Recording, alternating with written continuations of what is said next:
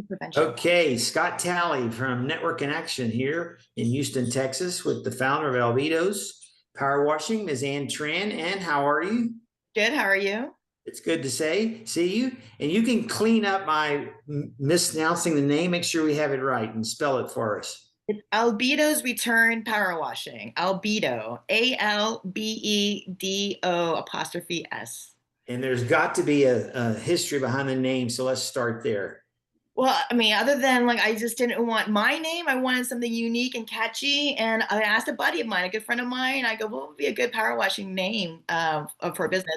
And he instantly, within a second, was like, Albedo's Return. And I'm like, what is that? And he's like, look it up. And I did. And then it sunk in. And the more I processed it, the more I liked it. And I've been with it for the last year and a half. And I like it a lot. Awesome. So, what was the inspiration behind the company? You've obviously got a rich history working, and you got inspired for the entrepreneurship journey. Tell us a bit about that. Well, I've always been entrepreneurial since I'm in my 20s. And so, but since then, it's been a journey. So, my background's in accounting from U of H.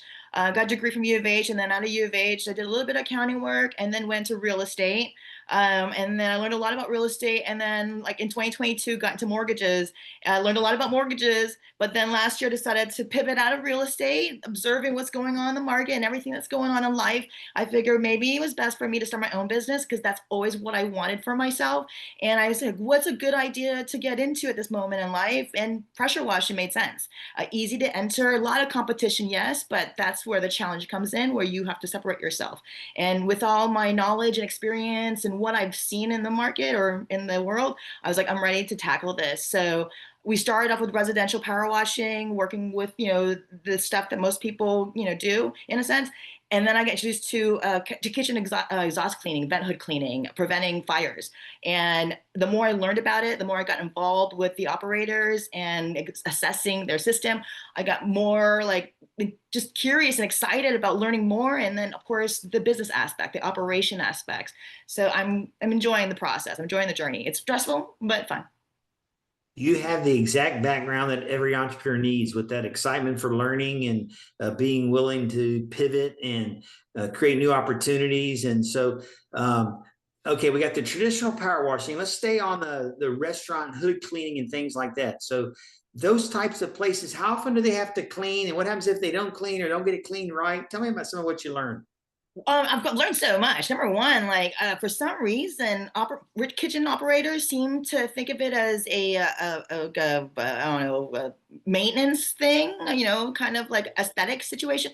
It's so much more important than that, and it shouldn't be haggled. It shouldn't. It's just something that you need to maintain your kitchen exhaust system, and so that grease doesn't build up and cause fire hazards, which can end up just demolishing your operation. You can end up having deaths, damages, closures, insurances company dropping you. Like I've realized there, in my experience so far and what I observed in the market, there's a gap or void.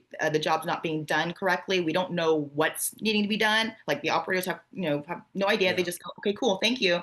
But the work's not really being done. So I go up there and do a full assessment. And I'm like, hey, this is not done right. Da, da, da. So I've just learned so much. And like NFPA 96 rules, which are basically fire prevention rules. And in this case, 96 is for about grease vent hoods and maintaining their ducts and how to go about it and make sure it's safe for us to access it. And to answer your question, how often? 3 months quarterly. For most places, typically. Now, the city really won't look into it more until like 6 months. But if you're really busy, like a barbecue spot or someone that cooks a lot of steaks or whatever, probably like once a month. So it's Wow. very important to make sure you're maintaining your kitchen exhaust system, especially your grease ducts. And so there really is a city code. Obviously, we see the liability, but there's a city code that also can get you fined. Oh yeah, get you fines, closures, even loss of business because you can smell it. You can smell it and almost feel it on the floors when you know that they haven't been maintaining their kitchen exhaust systems. I think about the places I've been in on the back end of restaurants where that had to be going on because of the grease on the floor and grease everywhere and just the smell of grease. I never thought about it, but that's probably where it came from. How many in a medium sized restaurant? How many vent hoods will a restaurant have? More than one or? Oh, it varies. It could be like 2 vent hoods, 1 exhaust system, maybe a very powerful exhaust system. It could be 3 vent hoods with 2 exhaust systems go right to the roof. They connect in like a horseshoe situation, or, how do you want, like a fork, I guess, situation. I mean, there are just so many ways to organize a structure, ductwork, and exhaust system to make sure they're pulling air out of the kitchen efficiently. To answer your question, it varies. It all Yeah. depends on what it can handle. Okay, let's talk a little bit about the traditional power washing you're still doing for residentials. What kind of jobs do y'all take on, and what's the biggest one you've ever had? I mean, you talking about days at a place, or No, I mean, my mind is very much thinking about timing and being cost efficient and all that stuff. And when it comes to residential work, so far we've been doing a lot of flat work, driveways, sidewalks, patios, house washing. Soft washing is what many people probably are familiar with the word, because you don't want to ruin your sidings or any kind of like delicate things that might ruin your insurance or your warranty. So we've done things like that. Soft washing is very, self-explanatory, yeah. way it is. Uh, big projects wise, I mean, I don't really know what to tell you there. Every home, like 3,000 square feet, 2,500 square feet, townhomes, they all vary, and they're all about the same scope of work and effort too. So You've got teams that go out and do that for you. yes, yes. Awesome. Where do you see this company? I know you're a visionary. Where do you see this company in 3 to 5 years? What other plans do you have? And I know you're going to continue to evolve. Yeah, and it's funny. I one time someone asked me this question, and I gave them my why, and they're like, "You didn't say money. You didn't say you were going to make money." And you know what? I told them, I go, "Listen, the reason why we go into business is to make money, but there's more to it." And so, to answer your question, my vision is to see this brand go as long as possible, because for me, it's a platform to provide jobs for the community.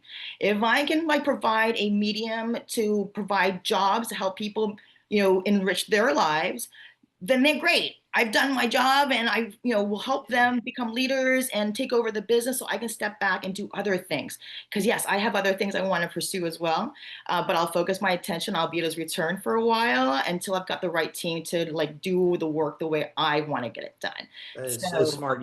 So many entrepreneurs end up buying a job, and it sounds like you're doing exactly what you need to do to set an organization in place to where other people can carry on the mission so that you can go continue to add more value. I hear a lot of times people say, well, my employees are making more money than me. And I'll say, well, you're doing employee work.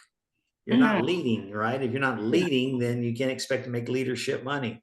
So exactly. I'm glad you brought that up, because as an entrepreneur, sometimes we lose sight of the fact that we are in this to become profitable and make the money and pay salaries and help families. And the more that we can do, the better our legacy is, right? So it's Exactly. important. What would you say to someone who's working for someone right now? They get up every day, they're miserable, and they're scared to death of entrepreneurship. What would be 2 or 3 words of wisdom or encouragement you could leave them? Well, let's not be delusional. I'm not gonna, lie to them. It is hard work. It is challenging. You've got to have like the right mentality and strength to jump into this, because you will be doing a lot, but that's the fun part about it. I mean, as much as it's been stressful and just balancing finances and work life, whatever, I love seeing the future vision. And if you can put the effort in now, today, and like willing to to persevere through it all, in 3, 5 years, maybe even two, you'll see the fruits of your labor, and you'll be so grateful that you learned so much. And I've learned so much. And again, being open minded to, accepting the punches when they come, and knowing how to handle problem solving. Because if you are, if you deny those problems, or deflect them, you're always going to be confronted with issues and more challenges that you're just trying to avoid. And you just need to like deal with them head on.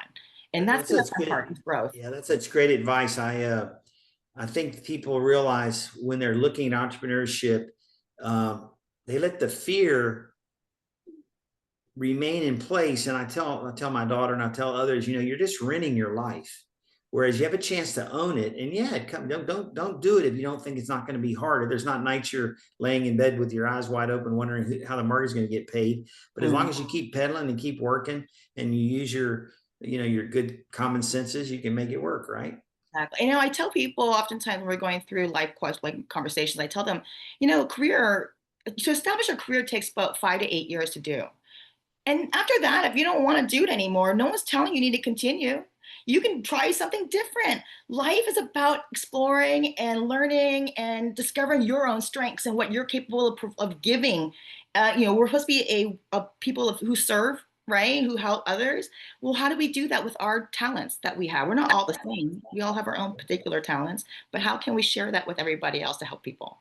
And so my feeling is my talent is helping by making business, like organizing this aspects. That's awesome. And I've experienced that firsthand getting to know you the last 7 or 8 months where you have brought your friends into our organization, Network in Action, because I know you want to help them and you see this as a tool to help them. And so I'm very grateful for that. But I see you sort of living your life mission, and that's why you're so successful. Oh, thank you. Thank you. We're there. We're getting there. Every day is a progress. And my head's not big enough to say that we're there, like we're successful and that's it. No. Oh, but like you mentioned, it might take 2 to 4 years, and you're at it a year and a half here. You think about back in your real estate business, everyone gets a real estate license because they think it's so easy, but you dedicate a good 3 years before you see any real return. In my business here, Network in Action, I mean, I didn't take much money out of this company the first 8 or 9, 10 years because we were constantly reinvesting. You get to a point where the value of the company's far more than you could ever. I always tell people it takes longer to get there, whatever there was in your mind. So if you thought you're going to get to a certain place in 2 years, it takes longer to get there, but the upside might be 10 times what you originally planned. And that's what I love about entrepreneurship. Yeah, exactly. And I don't know how much time we have, but another thing I wanted to share with you was that I had a meeting with somebody last week who was telling me about their turnkey business that they picked up online, and they're just paying a monthly fee because they're being able to finance. And he said that the business made a profit on month 2 of 10 G's. And, I stopped and was like, what am I doing wrong? I've been in this for a year and a half. Like, and the reason why I'm bringing this up is because we will have these self-doubt talks. We will wonder, like, what's wrong with me? Why didn't I do this right? What am I not doing right? And then I had to step back and think, my mission's different. My vision's different. What I'm trying to build is more sustainable than something that's going to profit me after 1 month of work. Like for me, that tells me that if they want to drop the business or sell it, they will. I don't have intentions of selling my business. I really want to hold on to this and make sure my guys, my team, my family are taken care of until I don't know, we'll figure it out. Right. And I want to continue on for a while. One last question. Obviously you're a big believer in networking because you refer other people to the group and you were an early adapter, but tell me about the impact networking's played in your life or in your different businesses. I think connecting is very important, especially when it comes to real world as well as professional world. People want to see you and talk to you and know you. And with this world of AI and being on, phone, text messaging, all that stuff, we're losing sight of that connection. And so I definitely advocate for networking. And IA is great because you have, it's very constructive, very productive, being able to meet people of like mind and be able to share our journey with them and even share our wisdom and talk to them about what we're going through. That's probably one of the things I like the most is like, hey, I'm having problems.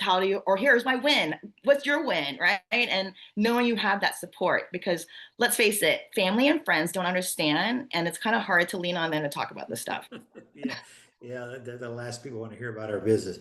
Well, awesome. Great stuff. Tell us how we reach you. What's the best way to communicate with you? Either if you need some power washing at your home, or if you know a restaurant owner that needs a good review so you make sure they're compliant and safe and hanging on to their insurance and all those things Ann's pointed out. How do we reach you, Ann? Oh, well, NIA. So I'm part of the roster on NIA, number one. Number two, you can reach me via Instagram and you DM me there, or you can contact me directly, 832-303-2133, or email at info@albedosreturn.com, ALBEDOS, return, RETURN.com.